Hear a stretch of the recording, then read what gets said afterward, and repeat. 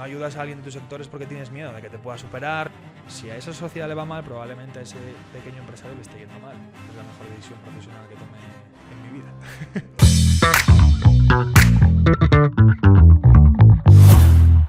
Muy buenas a todos y bienvenidos a este 9º episodio del podcast Punto y Aparte. Antes de nada, me gustaría deciros que si os está gustando el contenido que estamos haciendo, los vídeos que estamos subiendo, los invitados que estamos trayendo, pues estaría genial que os suscribierais a nuestro canal para poder seguir creciendo y trayendo más invitados. También podéis activar la campanita para recibir las notificaciones de los nuevos vídeos que vamos subiendo. Entonces, dicho esto, que no me gusta decirlo así en todos los capítulos, pero dicho esto, os vamos a presentar a nuestro invitado de hoy, que se llama Nacho. Muy buenas, Nacho. Muy buenas, encantado de estar aquí con vosotros. Muy bien. Bueno, Nacho, cuéntanos quién eres, a qué te dedicas. Pues soy Nacho Iglesias, abogado de 30 años. Y nada, soy ovetense, nacido y criado aquí. Y lo dicho, soy abogado, tenemos un despacho junto con mi socio, junto con Jesús, aquí en Oviedo, que ahora somos 5 personas más trabajadores, colaboradores, etcétera. Y bueno, profesionalmente, eso es lo que soy. Abogado. Abogado. Exacto. Vale. Cuéntanos un poco de dónde viene, o sea, ¿por qué eres abogado? ¿En qué momento decidiste estudiar A ver, por Derecho? vocación no es. No es, ¿no? No, por vocación no, porque mis padres, en mi familia, de hecho, yo creo que no hay ningún abogado en la familia, ni juez, ni relacionado con el mundo jurídico, ni nada. Y mis padres son sanitarios, médico y enfermero, mi padre. Y nadie me dijo nunca, oye, qué interesante es esto de la abogacía. Vale, Hombre, entonces, siendo sanitarios, lo normal es que fuese sanitario de también. hecho, toda Tal mi cual. vida estuve escuchando, estudia medicina, o estudia enfermería, o fisio, que es un poco más parecido. Cuando ya mi madre vio que no había por dónde coger la medicina, dijo, pero fisio, que está muy relacionado con el deporte, que te gusta. Dije yo, no. Entonces, son médicos, también tengo, periodistas y demás en la familia. Y la verdad que a mí siempre me gustó mucho el mundo de la empresa. Entonces, antes de empezar la carrera, yo hacía mis pinitos y estaba, cuando ya a punto de hacer la PAU, dije yo, pues tengo 3 opciones. Tenía ADE, tenía Económicas y tenía Derecho.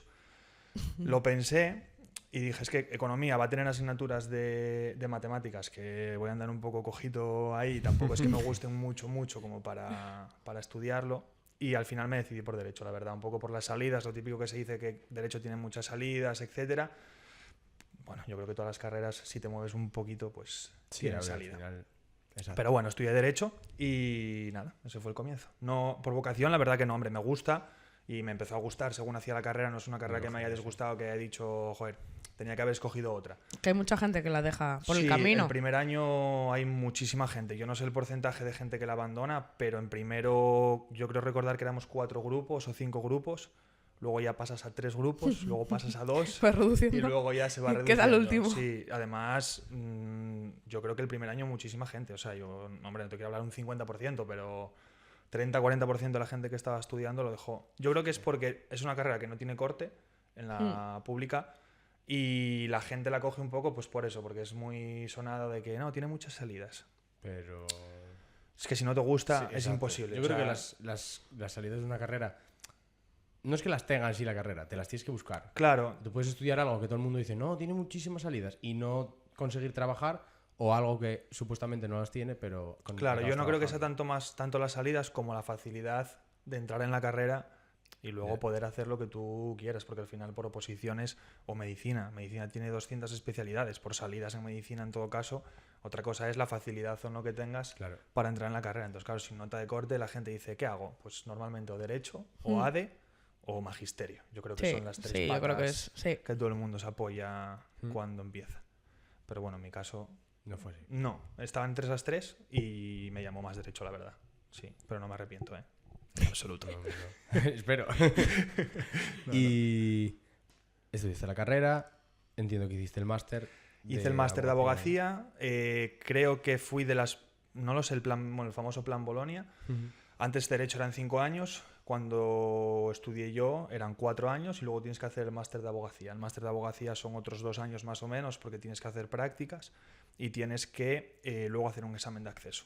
Entonces son 4 más 2, digamos. Hice el máster Y durante toda la carrera, más el máster de abogacía, conocí al que es. A veces es lo y otras veces es él, que es mi socio, que es Chus.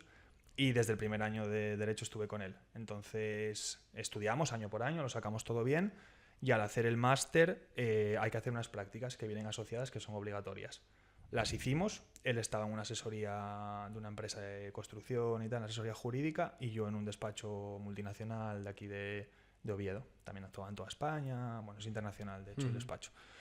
Haciendo las prácticas estuvimos hablando y realmente ninguno de los dos estaba 100% cómodo de decir, oye, pues esto es realmente lo que quiero, porque cuando eres abogado, bueno, obviamente, haces derecho, puedes luego opositar a lo que quieras. Claro. Obviamente, si te gusta ser juez, fiscal, etcétera. Que yo siempre discutí mucho eso de te gusta porque me parece muy arriesgado estar 5, 6, 7 años, como tengo conocidos, estudiando una oposición y luego llegas a tu puesto de trabajo y si no te gusta, ¿qué haces? Ya, y tampoco lo sabes, no puedes tener experiencia. Yo creo en que ello. es una de las patas que cojea mucho en la carrera de Derecho, porque al final tú estás haciendo la carrera, es muy teórica, al menos en la Universidad de Oviedo es muy teórica, sí que tienes algún profesor que te enseña algo de práctica y tal, pero claro, tú estudias y abogado, bueno, haces el máster, son 2 años, quieras que no, tienes alguna que otra salida, puedes ir a asesorías jurídicas, luego hay otros compañeros que están en consultoras, bueno, tienes ahí un poco como para escabullirte.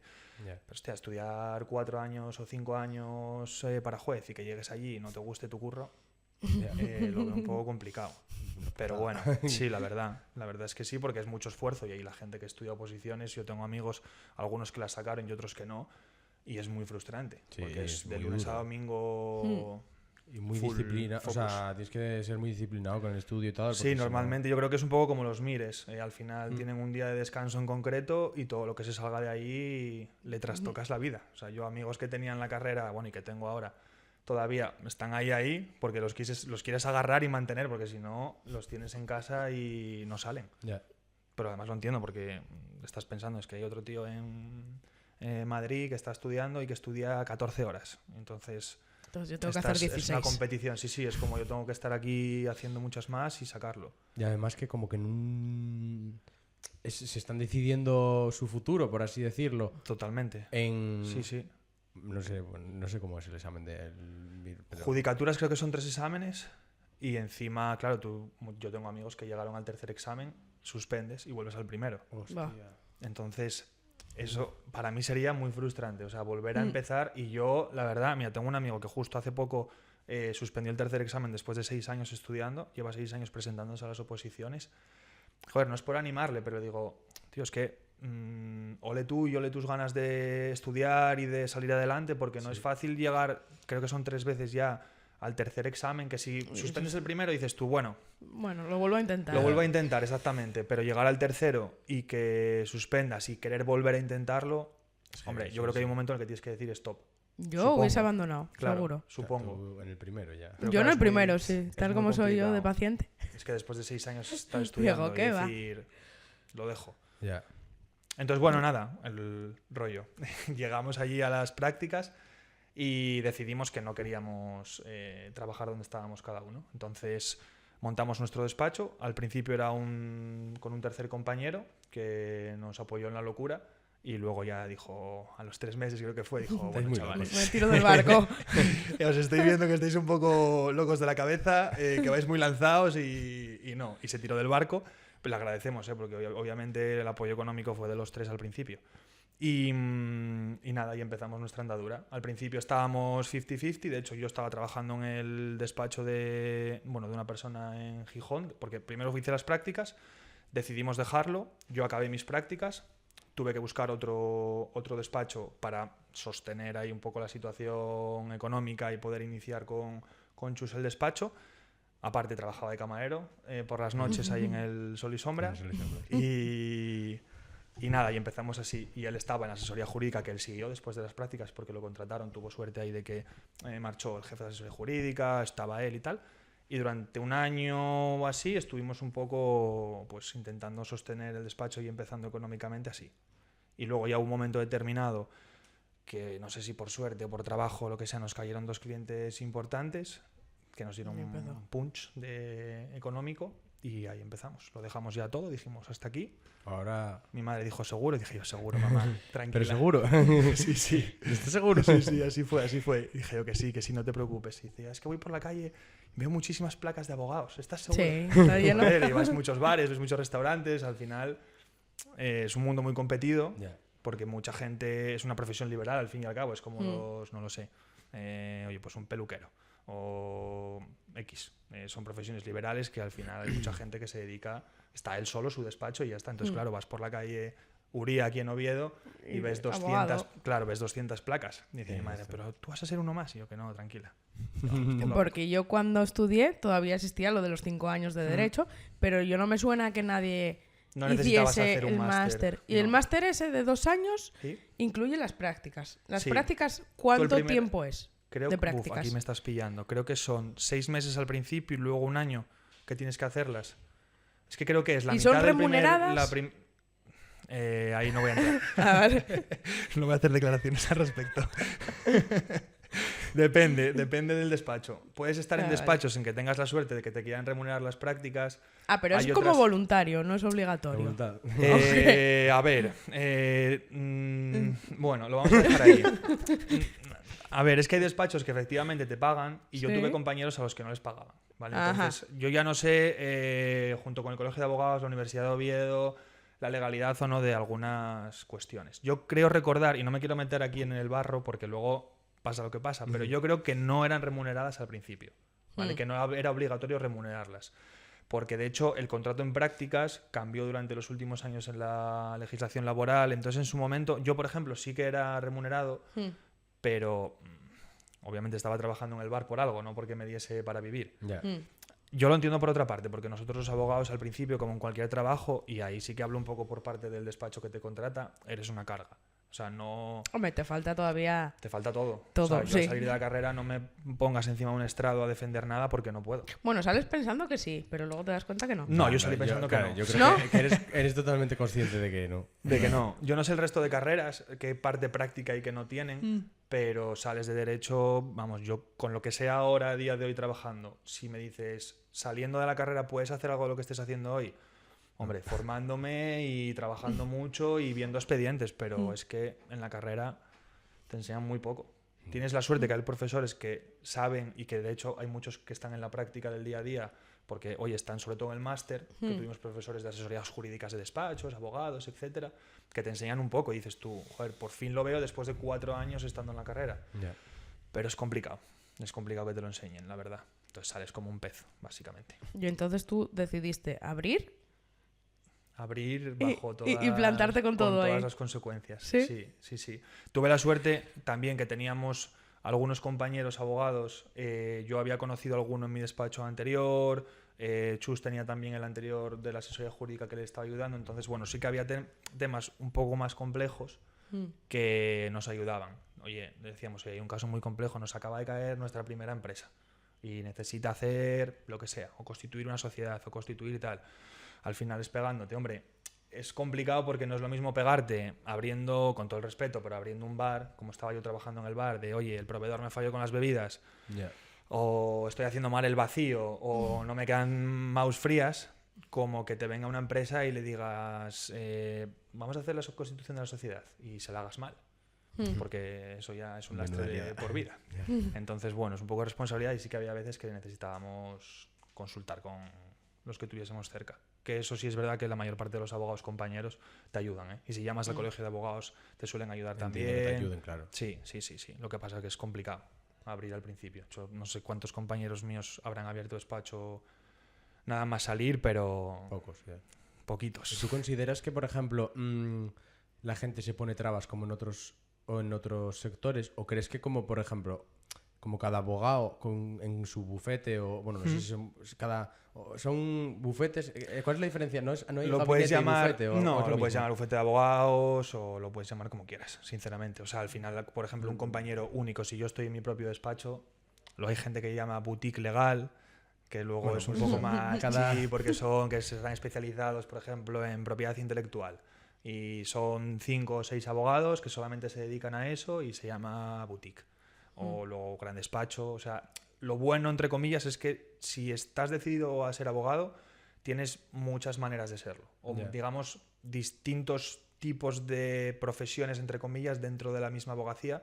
Es decir, Exacto. Ya, puede como ser- ramas, ¿no? Sí, puede ser. Bueno, aparte de las ramas propias del derecho, de oye, me Mm. gusta más administrativo, me gusta más penal, me gusta más mercantil. Luego, oye, quiero ser trabajador por cuenta ajena. Vale, pues dentro de trabajador por cuenta ajena puedo estar en un gran despacho, puedo estar en un área, puedo querer seguir típico junior, asociado, senior, Sí, ser una socio, multinacional o algo así. hacer carrera en un despacho grande, tipo, oye, pues el Garrigas, que es el más grande de España, pues quiero hacer carrera. Pues puedes hacerlo. O, oye, quiero especializarme en un área, ir a un despacho muy concreto de derecho deportivo. Pues tienes 5 o 6 despachos especializados y puedes ir allí, obviamente que te cojan con el currículum y que, Ya, te, claro. que te quieran, y estar ahí. O puedes decir, me lanzo yo solo. Hay como, bueno, tienes distintos tipos de distintas maneras de ejercer la abogacía. Entonces, bueno, ahí tienes un poco más de ventajas entre lo que es la abogacía, que es es una selva. Ya. Yo creo que por eso, o sea, es lo que iba a decir antes, que creo que quizá por eso entre vosotros o entre varios o entre abogados, diferentes abogados, pues eso, en Oviedo o tal, se ayudan porque entiendo que tampoco le estás haciendo una competencia muy directa al otro. No, yo, compañeros que me haya encontrado que te quieran poner la zancadilla, digamos, o que no te quieran ayudar, o que veas que, bueno, que la cosa no va a ir muy bien si sigues con la conversación, pocos. Pocos, ¿no? Ya. Igual te encuentras alguno que es el típico Bueno, de... sí. Siempre hay alguien. Sí, no sé, mi ego me puede y quiero ser mejor que tú y no te voy a ayudar y no te voy a prestar atención ni nada. Pero lo dicho, cuando empezamos, muchos compañeros, de hecho, que te encuentras, que yo las primeras veces que iba al juzgado le preguntaba a algún compañero, oye, ¿dónde está la sala? ¿Dónde está tal? Me dice, "Ay, eres nuevo, no te preocupes, que te enseño, subo, bajo contigo, oye, cualquier cosa que necesites". Eso mola mucho. Sí, sí, sí, la verdad que... Y yo intento, dentro de la poca experiencia que puedo tener después de 5 o 6 años, Ya, pero si ves a alguien que lo necesita... cualquier persona que entra, es que al final dices, es que, ¿por qué no? O sea, eso es Todos miedo, en empezamos realidad. de O sea, algo si no también. ayudas a alguien en tu sector es porque tienes miedo de que te pueda superar, miedo de que... lo que sea. Entonces, si no te crees lo suficientemente bueno o valioso para que un chaval de 22 años te pueda comer la tostada, Ya. pues un problema. háztelo mirar. Sí, sí. El tema de la competencia. Eso siempre Sí. ya se tocó varias veces en algunos podcasts y... Hombre, No sé. a ver, es lógico que al final no quieras tener, pues lo que decía mi madre, no quieras tener 200 abogados en la misma Vale, calle, ya. o 200 peluqueros, o 200 restaurantes que te hagan la competencia, pero de ahí a intentar poner la zancadilla o intentar Eso no, tío. tocarle las narices, no feo. sé, yo no lo creo necesario. Vamos, si eres bueno y no hace falta, Sí, miras para tu negocio y tal se cual. acabó. Y ya está. Sí, sí. Vale, y desde que estás trabajando por cuenta propia, ¿cómo os fuisteis abriendo camino? ¿Cómo hicisteis para ir creciendo? Pues hubo un punto, digamos, en el que estábamos en el despacho trabajando. A ver, cogimos una oficina muy pequeña, pagábamos 200 euros al mes, creo que era, no tenía calefacción. Bueno, había que no sé- empezar por algo Uf, también. No sé si tenía ni agua caliente, la verdad. No sé si teníamos contratado el gas o qué. Y empezamos por ahí. Y en ese momento nosotros estábamos tirando día a día. De, oye, pues algunos casos que sacábamos, del dinero que teníamos ahorrado, etcétera. Nosotros la verdad que tenemos, no es la suerte porque, oye, de hecho es todo lo contrario. Si tienes la suerte de que tu familia quiera ayudarte o amigos que puedan ayudarte y demás, bueno, pues está guay. Yo nunca quise pedirle dinero a la familia, Chus tampoco quiso pedirle dinero a nadie, y dijimos, oye, lo montamos con todas las consecuencias, es decir, no puede ser que empecemos y ya empezamos a pedir dinero porque no pagamos el alquiler o porque no pagamos tal. Estuvimos ahí durante un buen tiempo dándole y sacando de donde podíamos el dinero y el trabajo, moviéndonos al fin y al cabo. Y en un momento determinado, tanto por su parte como por la mía, tuvimos un pequeño golpe de suerte, o llámalo como quieras.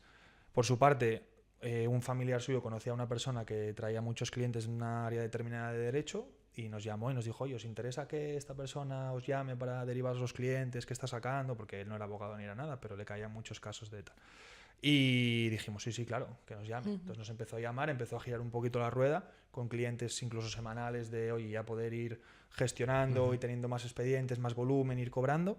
Por ahí un lado, que a día de hoy nos sigue trayendo clientes y vamos, Hostia. le estaremos eternamente agradecidos. Y luego, por otro lado, por mi parte, yo conocía, bueno, un abogado que en su momento necesitaba una ayuda muy grande de equipo humano porque él estaba solo y me llamó, me acuerdo, cuando estaba ya con el otro abogado que estuve ahí en transición, me llamó y me dijo, oye, Nacho, ¿tú te ves capaz junto con Chus de presentar, no sé si me dijo 500 o 600 demandas en un mes y medio o 2 meses. Me llamó en noviembre, pues al 15 de diciembre o 20 de diciembre tienen que estar presentadas. Y yo me quedé así y dije, espera un momento. Colgué, llamé a Chus y le dije a Chus, oye, ¿somos capaces? En plan, no lo sé, contéstame tú. Si me dices que sí, vamos para adelante. Y dijo él, sí, por supuesto. Y dije yo, pero si no te dije ni de qué es. Y dice él, tira para adelante, que aprendemos y ¿Con lo que todo? sea. Sí, con todo. Y así fue, le dije, oye, mira que sí. Y entonces eso nos dio un pulmón muy importante económico porque, bueno, curramos lo nuestro. Obviamente, pues, no sé, te estoy hablando de que estuvimos durante ese mes y medio acostándonos a las 2 de la mañana, de lunes a sábado. Me imagino. Muy duro fue, nos ayudó otro compañero y ahí estábamos en el despacho por el invierno con nuestras chaquetillas haciendo demandas. Y eso lo recordaré, típica escena que dices tú, ¿dónde empezaste? Y ahí tengo fotos. Ahí. Dije yo, esto tengo que sacarme alguna foto para que el día de mañana Para recuerdo, ¿no? Sí, pueda verlo y me presta muchas veces verlo, ¿eh? Ya. Y digo yo, es que, porque muchas veces me quejo o hablo con Chus de la facturación, me dice el tío, tú acuérdate cómo estábamos hace 4 años y cómo estamos ahora, que estamos bien. Yo no me quejo porque soy un poco ambicioso, obsesivo y me gusta siempre crecer y no puedo ver ahí que baje nada. Pero estábamos mal. O sea, ahí con típicos chavaletes de 24 años, con nuestros abrigos haciendo demandas a full. Y llegasteis. Y llegamos y eso nos permitió subir. Y así empezamos. Sí, eso fue un poco el punto de inicio, ¿no? Sí, de inicio. Sí, empezar a crecer. Y luego luego nos mudamos.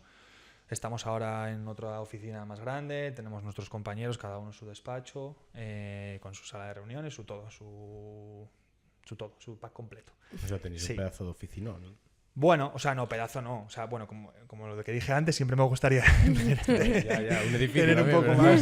Siempre me gustaría tener más, pero sí, estamos muy contentos y yo creo que estamos cómodos, la verdad. Es importante. Sí, y nada, luego abrimos en Vigo hace poquito tiempo, hace 3 meses más o menos, también una oficina allí y así estamos creciendo. ¿Y quién poco a está poco. allí?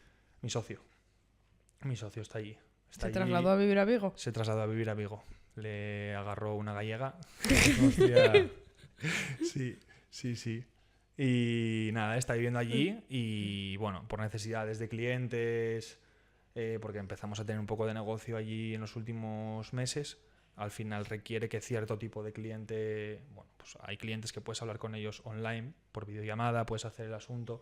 Sí, es verdad que la abogacía es mucho de, sobre todo, yo creo que hay un rango de edad a partir de los 40 que quieren verte.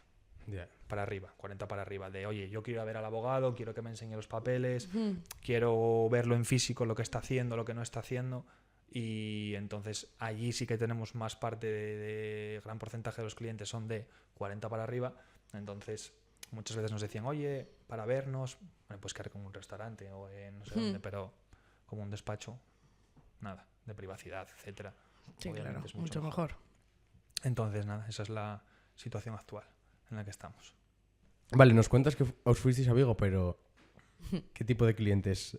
¿Por qué tenéis en Vigo? tanto trabajo en Vigo? A ver, nosotros al principio sí es verdad que yo siempre quise estar especializado en un área en concreto, cada compañero, no el despacho en sí. No quise un despacho solo para, sino que los compañeros que lo integrasen estuviesen especializados en un área en concreto, ¿vale? Entonces, sí es verdad que cuando empiezas la abogacía tienes que dedicarte, hombre, de hecho si empiezas desde el principio, un poco a todo, porque al final no puedes, nosotros no teníamos la ventaja de poder decirle a un cliente de laboral, que por ejemplo yo no llevo laboral, de decirle no, o a un cliente administrativo decirle no, porque necesitas el dinero y te quieres formar. Hombre, hay casos complejos que decíamos que no, porque para hacerlo mal, obviamente no. Tengo compañeros que hay algunos que hablando con ellos dicen, no, yo lo cojo porque necesito el dinero. Ya, una cosa es que necesites el dinero y otra cosa es que lo puedas hacer y se lo hagas bien, porque para hacerle un lío al cliente hay que ponderar un poco ventajas e inconvenientes de que cobres y no cobres, pero bueno. Claro. Entonces empezamos a hacer un poco, pues eso, coger de todo y resultó que nos cayó un asunto importante de delito contra salud pública,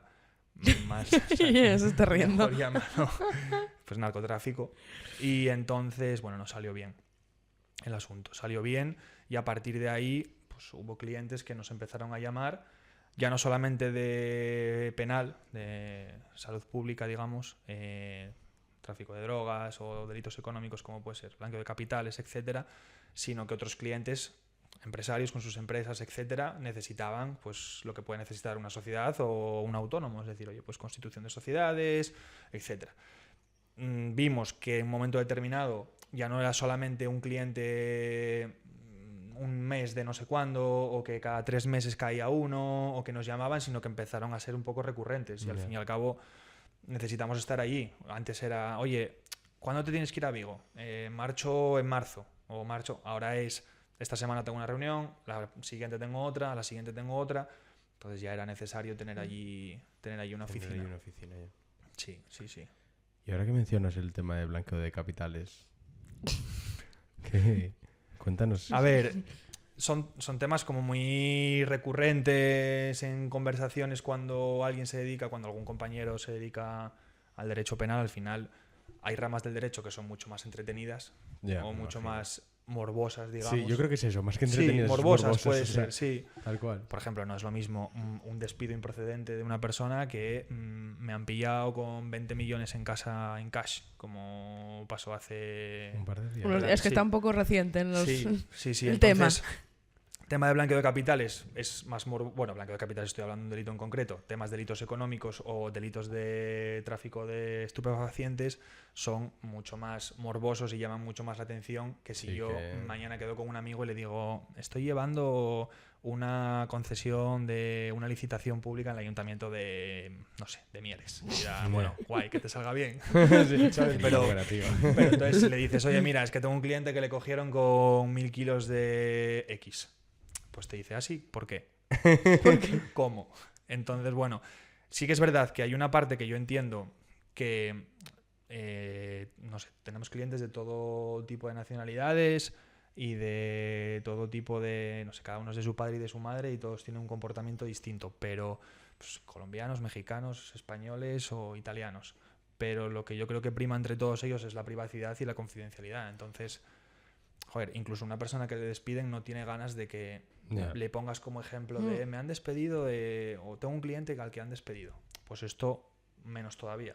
Entonces yo, tema tráfico de estupefacientes, obviamente nunca hablo de mis clientes y creo que hay que mantener un poco La privacidad. la privacidad y la confidencialidad.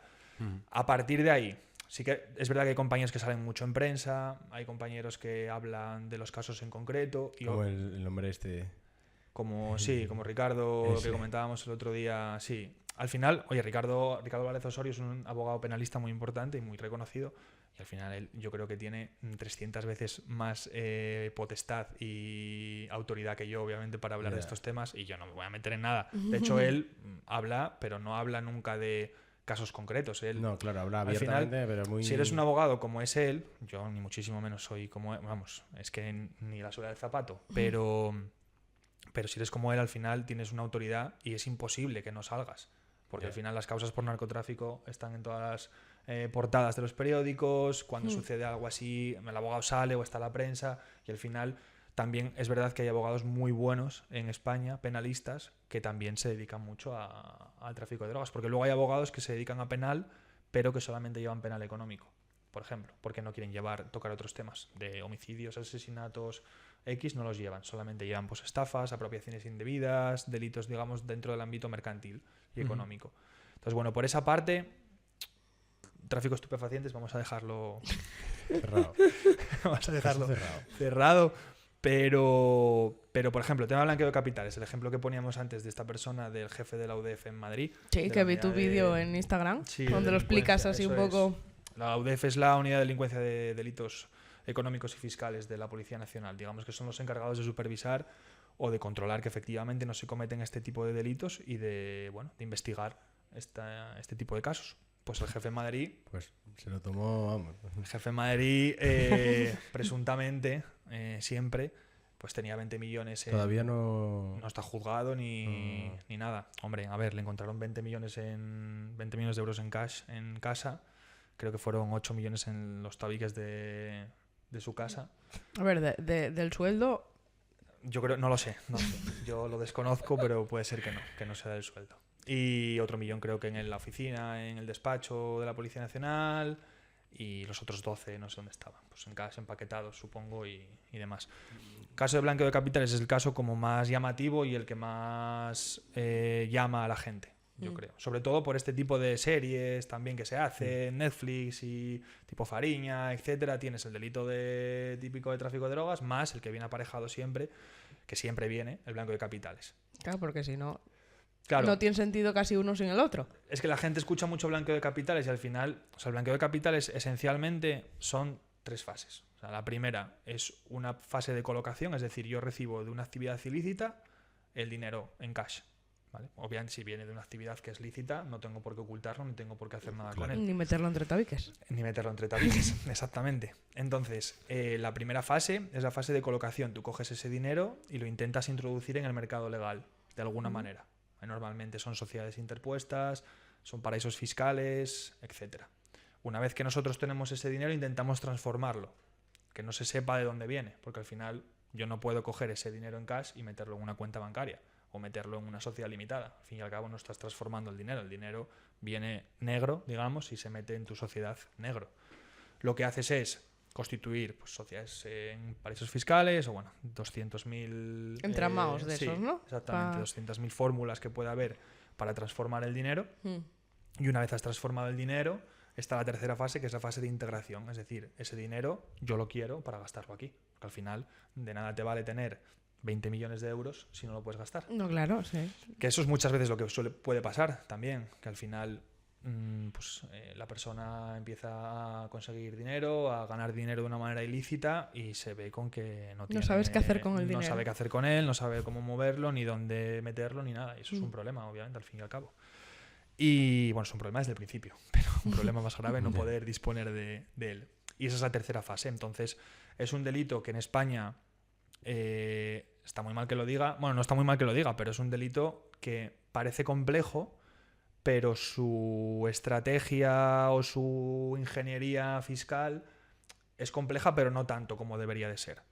¿Vale? Entonces, que te lo puedes hacer un poco bien. Hay determinadas facilidades en el ordenamiento jurídico español que te permiten blanquear dinero de una manera más o menos sencilla. No estoy diciendo que se promueva el blanqueo de capitales. Ni que sea bueno, ni que sea fácil. Exactamente, todo, sí, que es más sencillo de lo que debería quizás ser. Eso huelga decirlo, pero joder, por ejemplo, hay un caso no es un caso muy sonado, es una manera de tributar que es muy sonada y que está muy aparejada al blanqueo de capitales, que es la facturación por módulos, la tributación por módulos. Se supone que el autónomo no tiene por qué llevar X tipo de contabilidad, es mucho más fácil, no tienes por qué llevar ciertos registros contables, y la agencia tributaria lo que hace es facilitar al autónomo la tributación por una tributación de módulos. ¿Qué pasa? Que tú, a la hora de tributar por módulos, no es un régimen de estimación, digamos, directa. O sea, yo no es que ingrese 200 y entonces tributo por 200. Tributo de acuerdo a, que tú lo sabes perfectamente, tengo en el restaurante, tengo tantas sillas, tengo tantas mesas, tengo tantos metros cuadrados de barra. Sí, que a veces puede salir bien y a veces puede salir mal. Claro, también es verdad. Ojo. Que puede salir bien o puede salir mal dependiendo de los ingresos que tengas. Pero al no tributar por los ingresos reales, es una manera muy fácil de blanquear dinero. Entonces ahí, de hecho, salió una noticia el otro día cuando salió este tema del jefe de la UDEF, que decía o hablaba sobre la tributación por módulos y decía que, bueno, que lo quieren quitar hace años. De hecho, vi un programa de hace 10 años que se hablaba que iban a suprimir la tributación por módulos. No, pero yo sí que sé que hace unos años para acá como que fueron quitando un montón de sectores. Sí, eso sí es verdad. Sí. Van cada año reduciendo en lo que se puede hacer. Sí, los sectores de la actividad económica a la que tú estás...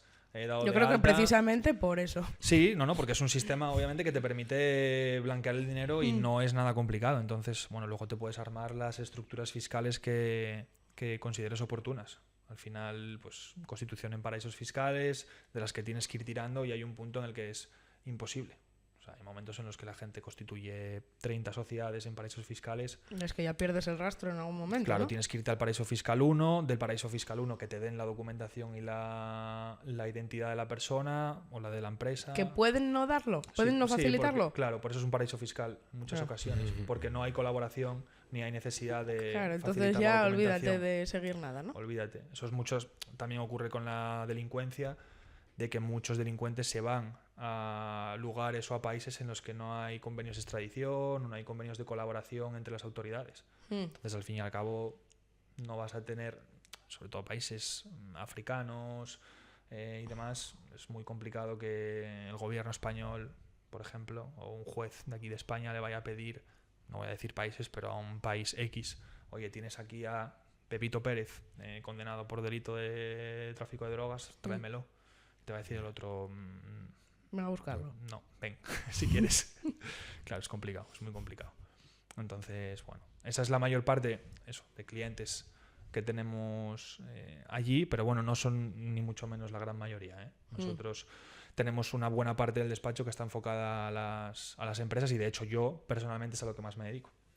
A las empresas, a ayudar a los que empiezan y tanto en la fase inicial como en la fase final, que es la peor y la más traumática para el empresario, que es la de que cerrar. Muera tu empresa, sí, cerrar y acabar con todo. Cuéntanos un poco de eso, que es interesante, yo creo. Sí, yo creo que puede ser... Hombre, me dedico a ello porque me gusta, ya no porque muchas veces sea un mal trago que puede equipararse un poco pues a familia, cuando hay algún divorcio o... Bueno, son situaciones complicadas. Yo personalmente lo que llevo sobre todo es derecho concursal. Derecho concursal y de insolvencia es el momento en el que una empresa se encuentra en una situación complicada económicamente y empieza la situación de insolvencia de la empresa en la que no puede hacer frente a los pagos. El típico empresario que empieza a tener mes a mes dificultades para pagar proveedores, para pagar la luz, para pagar el alquiler, etc. Entonces ahí es cuando deberías de contratar a un abogado especializado en derecho concursal, que es para que te ayude o bien para reestructurar la deuda o bien para cerrar de la manera más ordenada posible. Ya, para evitar pero eso problemas. lo hablábamos el otro día. ¿En qué momento tú como empresa te das cuenta de que tienes que contratar a un abogado? Porque claro, es un poco difícil. Sí. Es un periodo, por lo que nos contaste, corto. Y claro, tú como empresa estás pensando, bueno, pues el mes que viene seguro que voy a facturar más. Claro, o el ese es siguiente. problema. Ahí entra un poco la pelea del empresario, emprendedor, luchador, que quiere salir adelante y que quiere que todo vaya bien, contra la pelea o la figura del empresario responsable que ante una situación así tiene que solicitar un preconcurso de acreedores o un concurso de acreedores dependiendo de la situación. Al final yo creo que tienen que ir de la mano las tres patas. Tener un despacho de abogados, porque tener un despacho de abogados no es que tengas que estar pagando a un despacho de abogados. Nosotros lo hacemos con algunos clientes grandes. Nosotros tenemos lo que se llama una iguala. Ellos nos pagan una iguala al mes de tantos euros o lo que fijes con ellos dependiendo del servicio que les des. Y les asesoras, porque tienen, oye, pues muchos casos de X, mercantil, laboral, lo que sea administrativo, y ahí sí que puedes estar un poco más al tanto.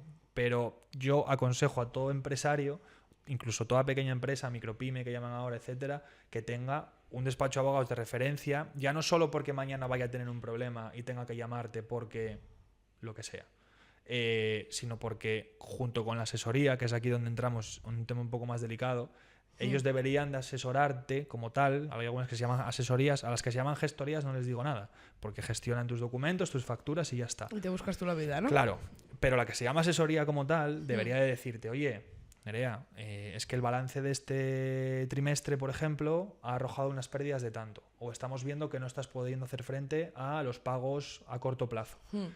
Cuando se encuentra una situación así de insolvencia y no puedes hacer frente, tienes la obligación de presentar un preconcurso en principio, que se supone que es que tú vas a negociar con los acreedores durante un periodo de tiempo, que es hasta 3 meses, y luego si no llegas a un acuerdo, tienes que presentar un concurso de acreedores.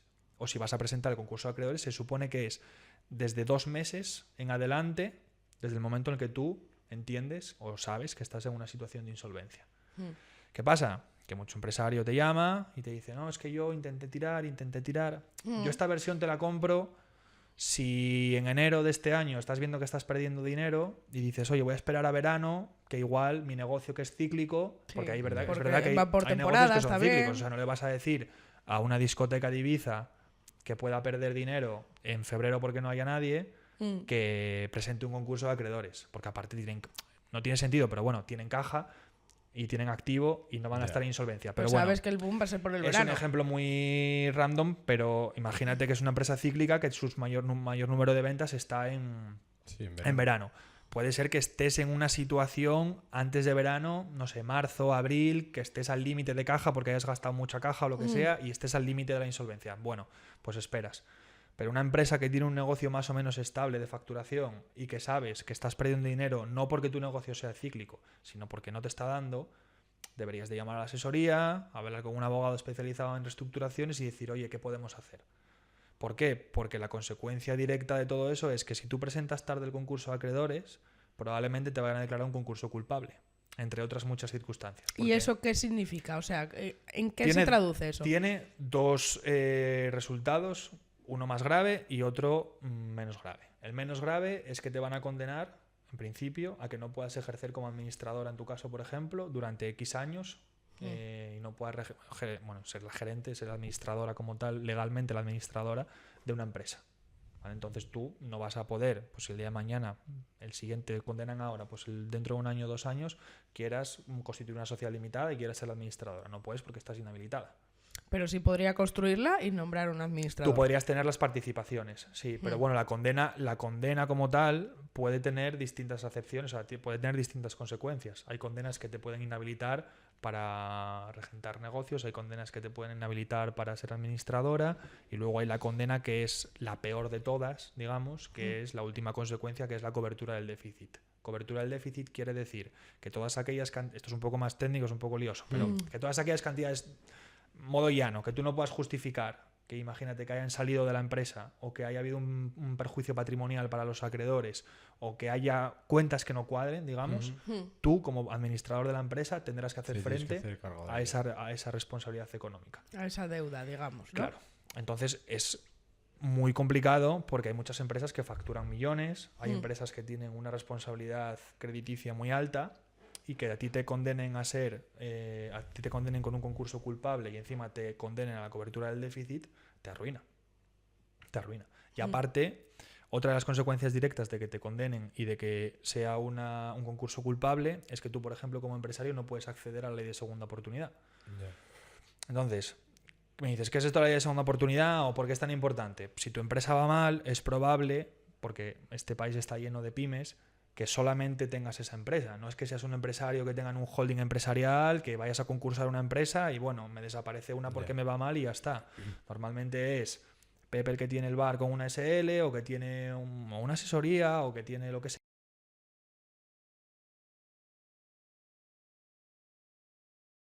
Entonces, si él quiere luego acogerse a la ley de segunda oportunidad, que es como el mismo procedimiento que la empresa, pero para una persona física. Es decir, tengo mucha deuda, cumplo una serie de requisitos y me acojo a un concurso de acreedores también, pero de persona física. Pues si tengo un concurso culpable, no voy a poder acceder a la exoneración. Entonces ya te vas a quedar con la deuda de la empresa, con cobertura del déficit si tienes, probablemente con derivación de responsabilidad de la Agencia Tributaria de la Seguridad Social por deuda que tengas con ellos, porque no hayas cerrado de la manera adecuada, y además tú como persona física no te puedas tampoco librar de ella. Lo que viene a ser un pozo sin fondo. Sí. Sí. Entonces, claro, hay mucho empresario que no es consciente, hay mucho empresario que me llegan al despacho y a mí me da mucha rabia porque es gente que es trabajadora, que realmente se dedica a su negocio. Claro, yo como abogado... Yo es que, por ejemplo, no lo sabía. ¿Tú sabías algo de esto? No tenía ni idea. Claro, yo como abogado puedo saberlo. Un economista lo puede saber. Ya, pero una persona de una persona, no tiene claro, idea. una persona que tiene un restaurante, una persona que está dedicada, da igual, o al marketing digital. Tienes una agencia de marketing, da igual, lo que sea. No tienes por qué saber, hombre, el desconocimiento de la ley no te exime de su cumplimiento. No, hombre, no, yo no digo eso, no es justificarlo, pero que no sabes tampoco claro, vías, pero no sabes, ni sabes nada. Ni las consecuencias. Claro, yo creo que una persona que está en esa situación no sabe que tiene que parar, que tiene que informar de que le está yendo mal ni nada de eso. Coge y dice, pues tiro. Pero igual es que lo tampoco... recupera, igual no, pero que me refiero, no creo que... No sé, yo creo que más... No, de hecho, yo hablo por la gente que me viene. Nosotros somos un despacho pequeño y al final seguro que gente con despachos más grandes puede incluso aumentar el porcentaje, pero yo creo que más del 70% de las personas que vienen a mi despacho con un problema concursal no tienen ni idea y de hecho yo creo de ese 70, un 50 o más no vio el balance de su empresa nunca. Y yo se lo enseño y al principio me sorprendía. Digo yo, joder, ¿cómo no puedes ver el balance de tu empresa? ¿Cómo no puedes saber lo que significa esto? Hay muchas asesorías que sí que realmente están pendientes y le piden al cliente la documentación y el cliente se la manda. Y oye, es un problema simplemente, pues de avisar de que estás en una situación complicada. Pero hay otras asesorías y otros clientes que se despreocupan. Entonces, muchas veces la asesoría dice, no, es que el cliente no me envió nada. Se lo pediste. igual sí, igual no. Igual no, ya. Entonces, claro, yo creo que es 50% de culpa de cada uno. La asesoría o la gestoría que no te pide las cosas y no te avisa, porque yo creo que también al cliente en estos casos, en legal o fiscal, contable, laboral, hay que educar un poco al cliente. O sea, que normalmente no tienes ni idea. Pero puedes perder una hora cuando te viene el cliente. Joder. Pierdes una hora y le dices, mira, estas son tus responsabilidades, esto es lo que tienes que hacer, esto es lo que me tienes que enviar. Y hay muchas veces que simplemente envíame la facturación y ya está. Entonces, en esos casos, yo tengo de enseñarle al cliente el balance y decirle, mira, ¿te cuadra? Y me dicen, es que no entiendo nada. Eso para empezar. No entiendo un balance. Que no sabes lo que es un balance, que no sabes lo que es No sabe lo que es una cuenta de pérdidas y ganancias, no sé qué, tal, no sabe lo que es un sumas y saldos, no sabe lo que es nada. Entonces, hay veces que yo, caso más sonoro de todos, de enseñarle a un cliente el balance y aparecer en la caja 220.000 euros de caja. Y claro, yo digo, ojo, el cliente me vino y me dijo que no tenía dinero. Entonces no me puedes venir con un balance y que haya 220.000 euros de caja. Se lo enseño y le digo, oye, ¿esto te cuadra? Y me dice, no, si yo no tengo nada del banco, no tengo nada en caja, no tengo nada en ningún lado. Y claro, preguntas de asesoría, pues le faltan los movimientos, el cliente dispuso sin justificar. Esas son situaciones que hay muchas veces que es un concurso culpable de libro. O sea, al final... Que cogió dinero para él. Muchas veces lo hacen y muchos autónomos lo que hacen es mezclar la contabilidad propia con la contabilidad de la empresa. Y no es el primer cliente ni será el último que me dice, no, yo cogía dinero para pagar comidas o yo cogía dinero para pagar X. Tú lo puedes coger, pero lo que pasa es que tienes que contabilizarlo y tienes que decir a la asesoría, oye, estos 200 euros que saqué son para esto. O estos 200 euros que metí son porque fulanito me pagó. Hace una factura de 100 y pico masiva o tal. Eso no lo hacen. Entonces es un desbarajuste tal que llega un momento que cuando tienen que cerrar te plantas con unas cuentas anuales que están mal hechas, hay veces que no están depositadas. Entonces la gente piensa que es como, bueno, cierro la persiana y ya está. Bueno, muchas veces tú puedes cerrar la persiana y no te van a picar porque igual no tienes deuda con Seguridad Social, no tienes deuda con la agencia tributaria. Pero... Y dicen, bueno, pasamos. Los demás acreedores dicen, bueno, para 10.000 euros que me debes, no voy a andar detrás de ti. Y paso. Pero hay otras veces que hay clientes que tienen 80.000 euros de deuda con la Seguridad Social y la Seguridad Social tiene recursos limitados. Y es el primero que toca la puerta y te dice, oye, ven aquí un momento, que esto aquí no me cuadra. Y no sé por qué estás dado de baja en la actividad económica cuando tienes la empresa, no sé por qué no la liquidaste. Entonces eso es un problema que los empresarios no conocen hasta que de repente llegan y les dices... Te dicen, hola. Yo es que hay veces que se sientan delante y tengo que decirles, estás jodido. Hablando claro, mal y pronto. O sea, claro, es que cuando llegan ahí, entonces la mayoría ya están... Muchos están mal. Sí, muy mal. Muy mal. Muy mal. Muy mal y además a mí me da muchas veces impotencia. O sea, como abogado nuestra labor es intentar ingeniárnoslas para que, oye, presentar un concurso de la mejor manera posible, que no se lo declaren culpable, intentar hacer todo aquello que dentro de la legalidad podamos hacer y pueda beneficiar al cliente. Pero hay veces que te llega con un Cristo montado allí que es que ni la asesoría ni los abogados pueden volver a restablecerlo. Es imposible. Y que quizás si se hubiera planteado antes. Sí, seguro. Sí. Yo, de hecho, hay clientes que tengo que digo, gracias por venir, porque me facilitas a mí mucho más el trabajo, lo vamos a hacer de manera ordenada, vamos a presentar. Hay gente que me viene y me dice, Nacho, es que estoy viendo que no puedo pagar a los proveedores. El otro día me vino uno de distribuidor de bebidas que me decía, Nacho, es que estoy viendo que no puedo pagar a los proveedores del vino, de tal, y no sé qué hacer, porque me estoy viendo que no voy a poder. Digo, oye, lo estamos cogiendo a tiempo. Perfecto, vamos a presentar un preconcurso, vamos a hablar con los acreedores, vamos a intentar organizar la situación y presentamos, si acaso, un concurso y ya vemos si podemos continuar con la actividad. Oye, o hay que liquidar, te olvidas de esta empresa y empiezas con otra cosa que necesites o lo que quieras. Yo me iría también un poco al principio de lo básico que es un concurso de acreedores. Porque claro, una empresa puede tener una sola persona, o dos, o tres, o 20, ¿no? Concurso de acreedores, digamos que es el procedimiento adecuado o el que el texto refundido de la ley concursal establece para que cuando una empresa está en situación de insolvencia o cierre de manera ordenada, es decir, pasa un procedimiento de liquidación o de cierre automático sin pasar por liquidación y la empresa cierra, hablando claro y llanamente, o para que continúe con la actividad. Entonces, ese es el procedimiento legal que tú deberías de seguir para reestructurar la deuda. Claro, dices, tú tienes una persona, 2 personas, 20. ¿Te refieres a trabajadores que pueda tener? ¿O socios como Socios. tal? Socios. Pues socios es otro caso totalmente ya caótico muchas veces. Y yo creo que es el principio, pero el principio del principio, de cuando constituyes la empresa. Ahí nosotros tenemos muchos casos en los que, típico, que vienen dos chavales de 20 y algo años que tienen X capital porque lo tienen y porque quieren montar algo.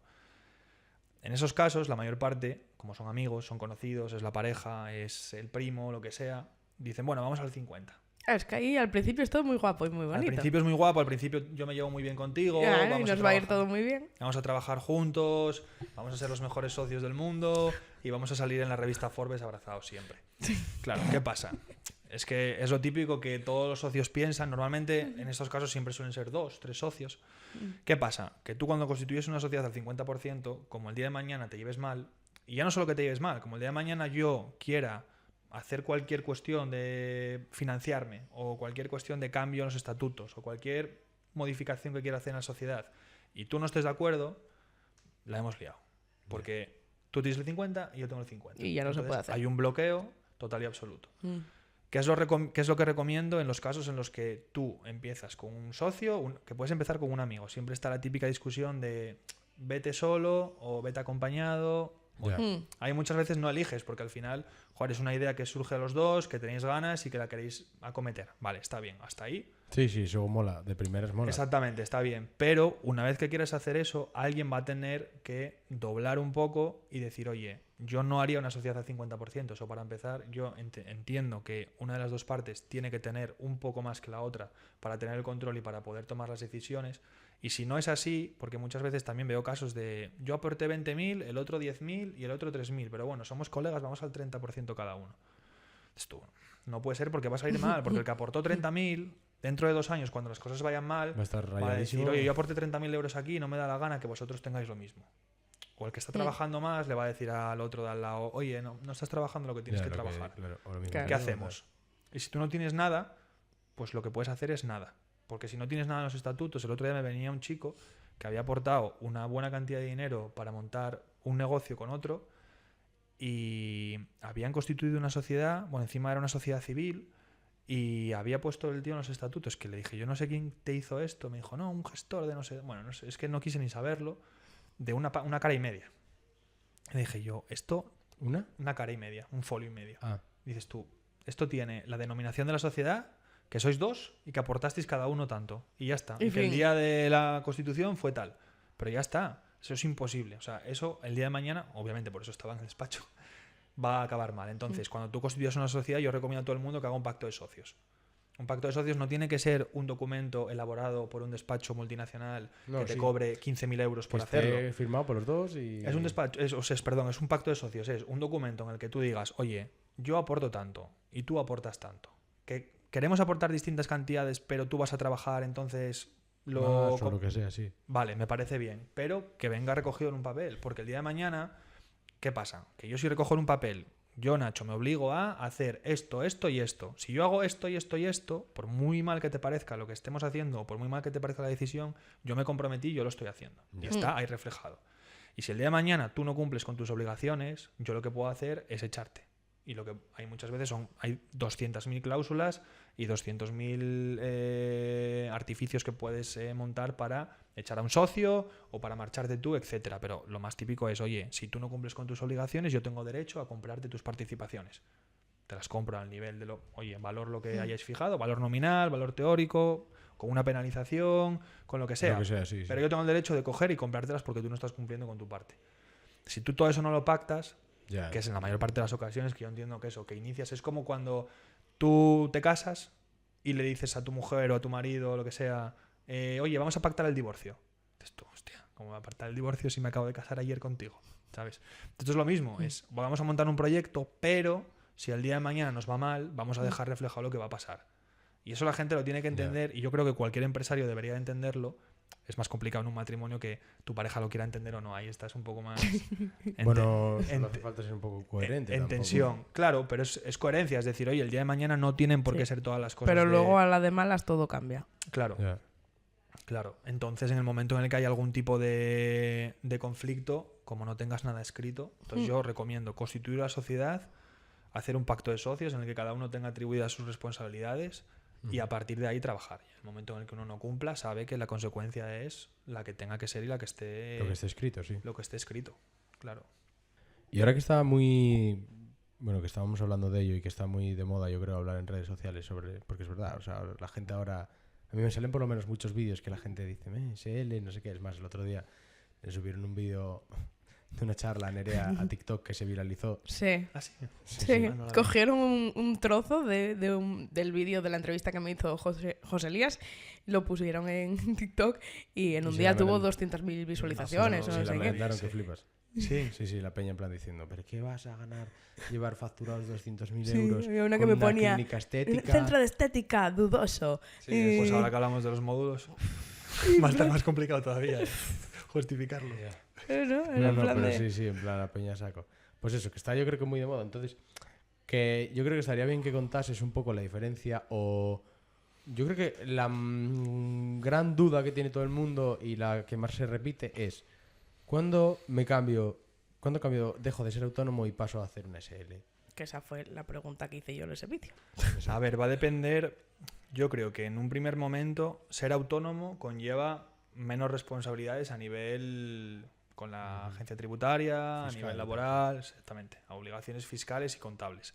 Entonces, tú cuando inicias una actividad es normal que seas autónomo, porque primero la asesoría te va a cobrar menos, obviamente. Entonces, vas a empezar a facturar, vas a tener menos facturas y la estructura del negocio es mucho más pequeñita y es mucho más fácil de manejar. ¿Qué ocurre? Que tú en el momento en el que empiezas a tener cierta actividad, cierta facturación, empiezas a hablar con proveedores, las cifras ya van aumentando porque no es lo mismo pedirle los papeles a X empresa y una factura de 100 euros que de repente empieces a tener movimiento y tengas que pagar facturas de 10.000, facturas de lo que sea. Entonces, en el momento en el que yo creo que la rueda va girando y que tú vas viendo que, oye, por ejemplo, vas a tener que contratar a alguien, vas a tener que alquilar un negocio más grande, vas a tener más riesgos, hay que contratar el seguro de no sé qué, y los proveedores te van pidiendo más cantidades, yo creo que ahí es el paso, el momento en el que tienes que pasar a la sociedad limitada o el tipo de sociedad que tengas que constituir. Para empezar, durante los primeros meses o primer año que tú veas que puedes ir tirando y facturando, yo sería autónomo para no complicarte la vida. Si ya vas con otro socio, la verdad es que yo personalmente, y aquí habrá profesionales que puedan decirte lo contrario, pero si vas con un socio, yo montaría una sociedad limitada con su personalidad jurídica y bien definida. Porque ser dos autónomos, entramos otra vez en el pacto de socios. Al final puedes pactarlo, pero ya va a haber confusión de ingresos, de gastos, uno va a tener que facturar y el otro no. Bueno, yo creo que eso es más complicado y si eres más de uno, yo iría a sociedad. Si eres un autónomo de la que empiezas a ser autónomo, cuando ves que tienes más facturación, hay un régimen, o sea, los fiscalistas te pueden decir que a partir, no sé si la cantidad está en 60.000, 70.000, 80.000 de beneficio, Eso que lo te puede, decía la gente, sí, que te puede beneficiar, bueno, pues pasar a la sociedad limitada por el tipo de tributación que puedas tener con respecto a IRPF e impuestos de sociedades. Sí, porque si no... Pero claro, Pero te es que puede yo creo meter... que eso es muy O sea, difícil. a veces Yo no con lo- SL pagas más que con autónomo. Sí, claro. Sí, sí, Entonces, claro. si no llegas, Y además los gastos aparejados son mayores. son mayores, Tú claro. tienes una asesoría que ya te va a cobrar más, vas a tener que gestionar las nóminas, etcétera. Mm. Pero yo no lo miraría tanto por un tema económico, sino a nivel de responsabilidad.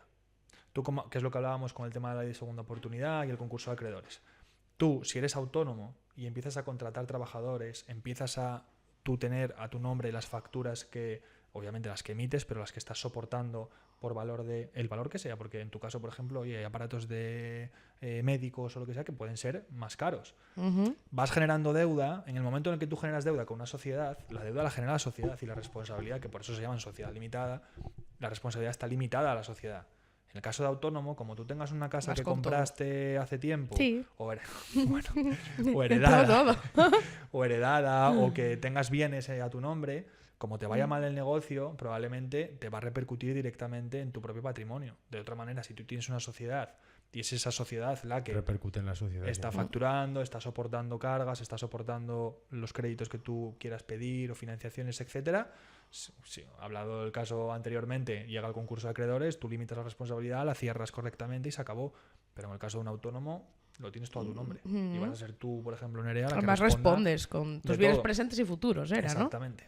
Exactamente. Y ese es el problema principal que yo veo. Entonces yo lo que recomendaría es empiezas la actividad autónomo para no complicarte las cosas y en el momento en el que veas que empiezas a tener estructura, empiezas a gestionar una mayor cantidad de facturas, empiezas a facturar más y a tener más responsabilidad con proveedores, Ya das el paso. pasaría a sociedad limitada sin dudarlo. Que es los gastos de constitución que te puede conllevar un abogado, los estatutos unos buenos pactos de socios si tienes algún socio también, y la notaría. Y luego los gastos que te pueda conllevar la asesoría.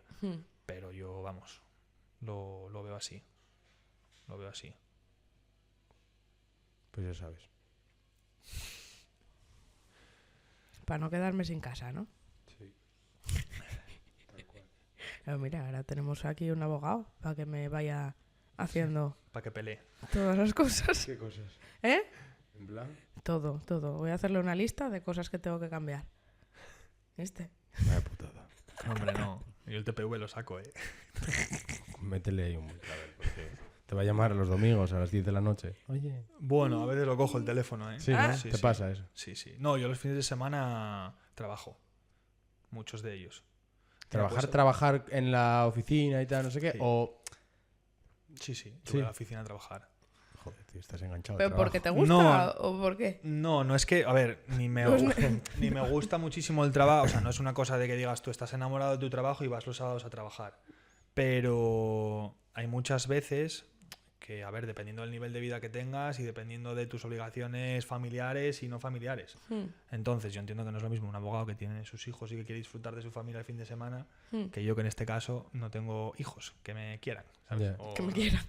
no tengo una pareja ahora a día de hoy que tenga que compartir o que quiera compartir con ella el fin de semana o el resto de días. Entonces, muchas veces saco trabajo, pero porque también tengo esa personalidad un poco obsesiva de querer trabajar y sacar todo el curro posible. Pero bueno, es importante y muy importante también despejar y... Sí, pero quizás mola, pues eso, vas a trabajar un sábado, luego sales a las 2, vas A ver, con unos amigos y de te las- sientes ahí Sí, de súper realizado. o sea, las pocas ventajas que tiene el ser autónomo, y lo sabéis, es que, bueno, pues hoy, igual un jueves por la tarde te apetece coger unas olas con tu amigo, que yo lo hago a veces y salgo antes del trabajo y lo sé, y oye, también sé que, por ejemplo, el sábado por la mañana, si hago eso un jueves, probablemente tenga que ponerme a trabajar. Ya.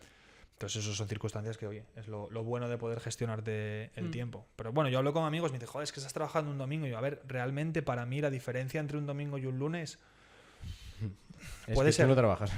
No, puede ser la responsabilidad que puedas tener de que un cliente te pueda llamar más el lunes, que ya sepan que estás trabajando, Que el etcétera. juzgado no funciona el domingo Que el juzgado normalmente. no abre y no te va a dar ningún tipo de notificación ni nada. No sé que tengas jugado de guardia o alguna cuestión extraordinaria. Pero bueno, el trabajar el fin de semana, o sea, para mí no me supone ningún problema. Ni me... Yo tampoco, o sea, a mí me pasa que yo trabajo, No, a ver, no es eso. No es... hago guardias de 24 horas. Yo entiendo que hay gente que está enamorada de su trabajo y que trabaja porque está enamorada y porque para ellos no es trabajar. A ver, a mí para sentarme y presentar una querella por estafa a un tío me parece trabajo y es trabajo. Ya. Otra cosa es que lo disfrute más o menos y sé que estoy trabajando. No voy a hacer la de, no, es que mi trabajo es mi pasión. A mí me pasa un poco eso. Pero Yo sí entiendo es que hay verdad gente que lo hace, o sea, que realmente lo pueden sentir. Pero sí es Sí, verdad sí, que o aunque sea, sea tu sí. pasión, creo que debes apartar un poco en ciertas ocasiones tu pasión Coño, barra ya. trabajo de tu cabeza. Y tu pasión es una cosa y luego el trabajo que te piden a veces no se parece Claro. en nada a tu pasión, ¿sabes? Y de dices hecho tú, muchas veces "Hostia, sí, muchas veces yo creo que incluso dentro de tu pasión te pueden pedir cosas que no te que gusta no, hacer no, exacto. en tu mundo Pero las laboral. haces y ya está. Sí, sí, exactamente. Es el trabajo. Sí. Pero bueno. Que antes nos contaste que puede existir la ley de segunda oportunidad. Entonces, ¿de qué se trata eso?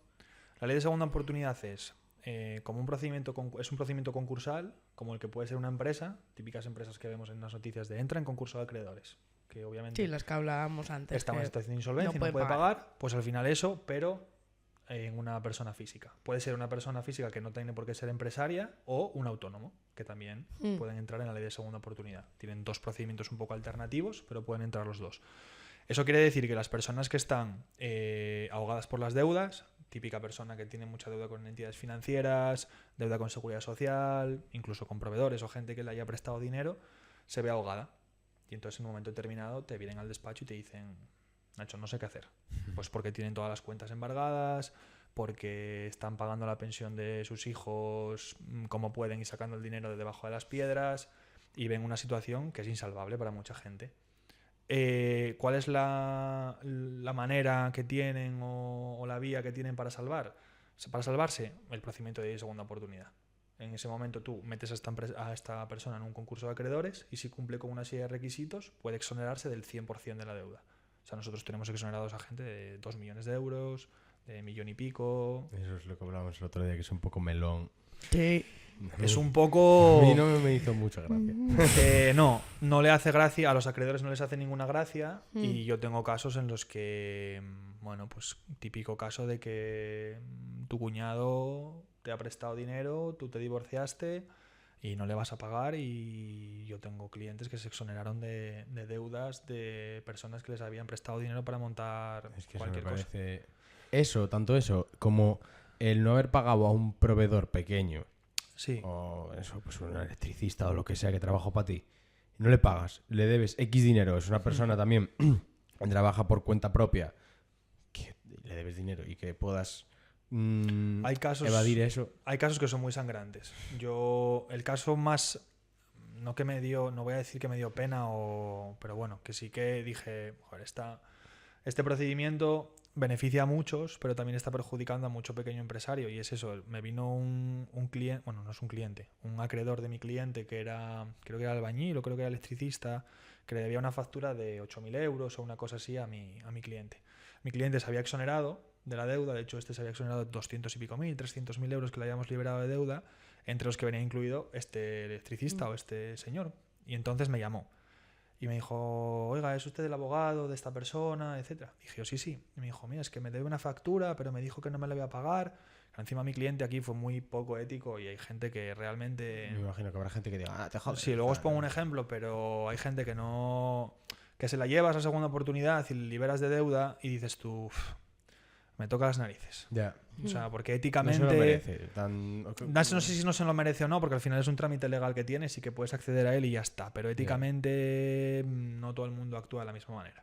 Y le dije yo, mira, pues si quieres, fue de mis primeros casos, pásate por el despacho y te lo explico, porque me había hablado de una manera tan educada, respetuosa y lo había visto tan mal que le dije, pásate. Y eso expliqué.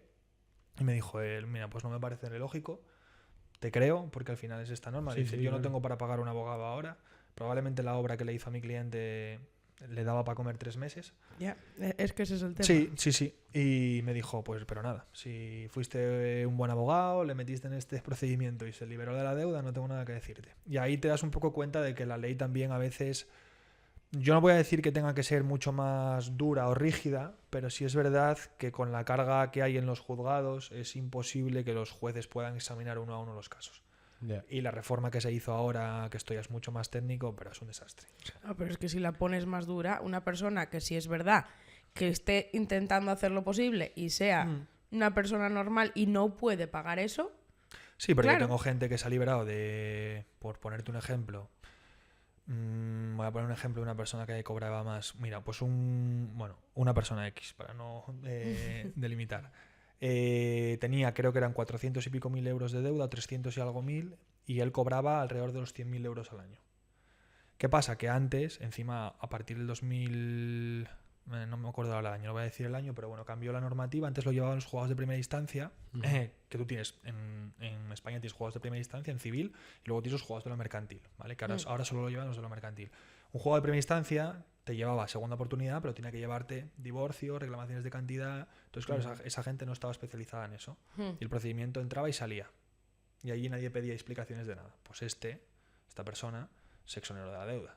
Entonces dices tú, hay que ponderar, porque una persona que gana alrededor de los 100.000 euros al año, que es probable que con un plan de pagos Ya. Lo a puedas no pagar. muy largo plazo puede hacer frente al menos a una parte de la deuda. Pero bueno, ahí ya está la trampa de lo que puedas hacer, o no la trampa, sino lo que le tengas que aconsejar a tu cliente. Al final yo me viene un cliente, no le voy a decir, oye, mira, no, vamos a pagar. Ya. Vale, no te acojas, vamos a pagar. Y te dirá, ¿por qué? No, bueno, pues Porque vamos a me ser gustaría éticos. sí, claro, me gustaría ser más ético. Claro, y no... Te va a decir, bueno, pues hasta luego. Y hay casos hay casos muy distintos. El caso del empresario que, bueno, dejó de pagar electricista, etcétera, una persona súper altiva, egocéntrica, Ya. que de hecho a mí un par de veces discutí con él, y un tío que pagó probablemente el triple del dinero que pagó otro cliente que os voy a decir ahora, y esa persona, por ejemplo, era un trabajo que jurídicamente era perfecto, y estoy muy orgulloso de haberlo hecho. Y luego otra persona que era, bueno, del sur de España, me llamó el padre y me dijo que el hijo estaba metido, tenía ciertas adicciones y solamente debía 50.000 euros, pero se había intentado suicidar, la pareja que tenía, le había hecho X cosas y estaba en una situación pues muy mala. Y le exoneramos y a día de hoy me sigue llamando cada cierto tiempo para ver qué tal estoy, nos trae uvas en Navidad allí, es todo así. Entonces... ahí entra un poco la ética y entra un poco también lo que tengas que llevarte. Claro, los abogados nos llevamos a casa la mayor parte del trabajo. Ya, tío, te vas ahí con la mochila de... Y es ahí la labor que tienes de despejar y de decir, bueno, hice el trabajo que tenía que hacer. Es heavy, tío. A mí lo que me...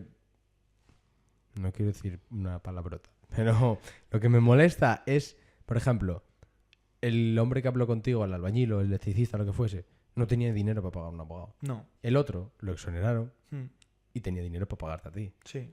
Entonces es como...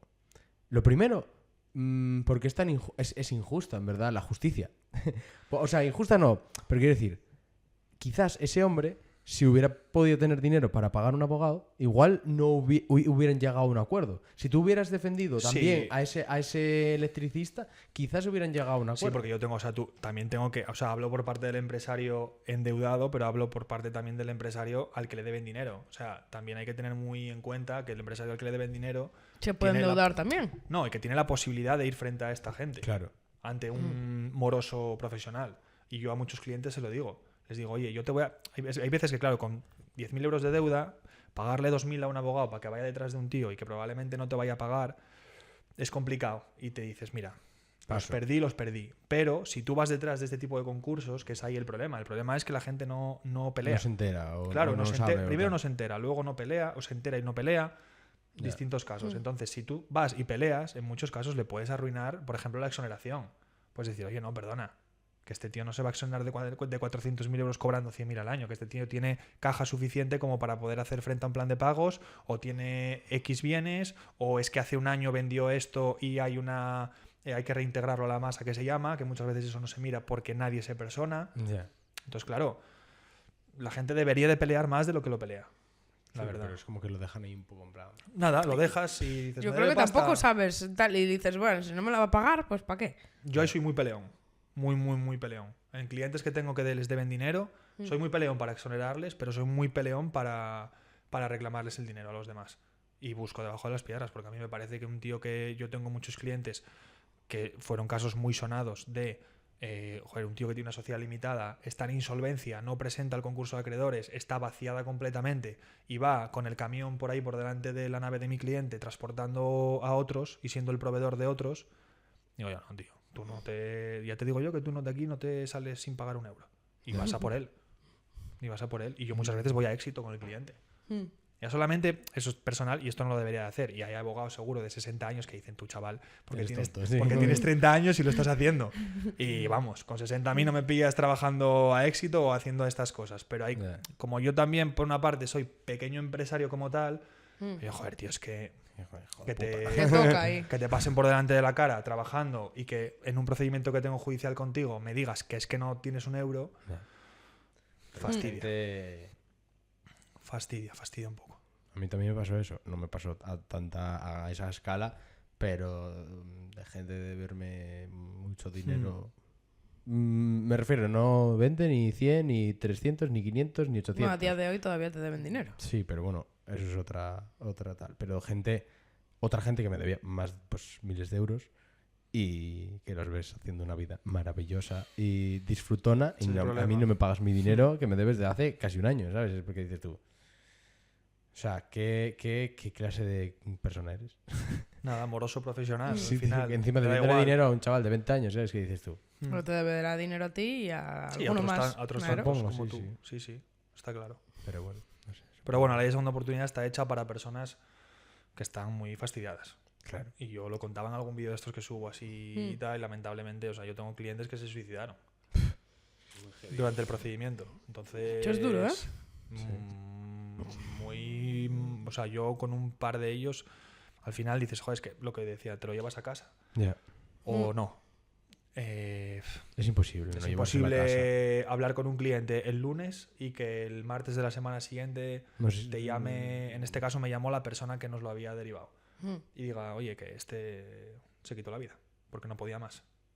Y yo había hablado con él la primera consulta, claro. Nosotros cuando ya estamos en el procedimiento, eso que es la parte de educar al cliente, le digo, tú no te preocupes porque por deber dinero, si es porque estás en quiebra, no te va a pasar nada. O sea, ¿qué va a pasar? ¿Que vayas a vivir con el salario mínimo interprofesional toda tu vida?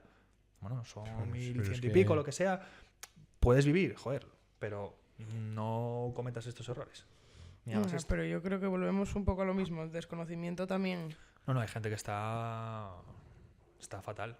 Fatal Claro, y... por eso, porque te ves en una bola que se va haciendo grande y no le ves salida ninguna y dices, pues... Sí. El cliente este que nos deriva, el amigo este que nos deriva clientes, a veces recibe llamadas y recibió una vez una llamada de un padre que estaba en el garaje que le decía, es que voy a meterme en el coche y no sé qué, el gas o estos rollos de ahogarse, no sé. Y le dijo, es que me quiero quitar la vida. O me quito la vida aquí o me tiro por donde sea con el coche. Y claro, eso es que encima es una gestión emocional y de las personas muy complicada. A mí no me pasa porque muchas veces cuando me llaman pasa por otra persona que ha hablado antes con él, etcétera. Pero, joder, son situaciones muy complicadas. Que te digan, me quiero quitar la vida. Y tú tienes que convencerle de que puede acogerse a un procedimiento y hay mucha gente que lamentablemente se suicida porque no lo conoce. Por eso, yo creo que sí, que hay mucha gente que ni siquiera sabe de ello. No tiene ni idea, sí. No es algo que suene mucho. Bueno, ahora que está llegando al final el episodio, tenemos que hacerte la pregunta del millón, que es, ¿cuál fue tu punto y aparte? ¿O cuál es? ¿O cuál fue? En mi vida profesional, personal. Sí. En general, hay veces En que coincide, general. otras no. Exacto.